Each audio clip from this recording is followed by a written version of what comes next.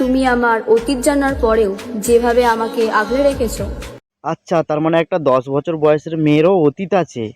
যাদের 24-25 বছর বয়স হয়ে গেছে তোমাদের অতীত নাই তো? যাও, তোমরা আমার হাত মেরেই মরবে, যাও। হ্যাঁ, আমাদের আজও বিচ্ছেদ হয়নি, কিন্তু কোনো এক অজানা কারণে। কোনো অজানা কারণ না, কারণ তুমি অন্যের হয়ে গেছো, সেই জন্যই সে সরে গেছে। আমরা দুজনেই দুজনের থেকে সরে গেছি। সে সরে গেছে অন্য কাউকে পাওয়ার জন্য।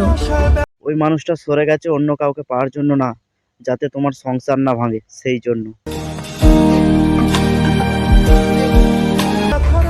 আর আমি সরে গেছি তার খুশির জন্য।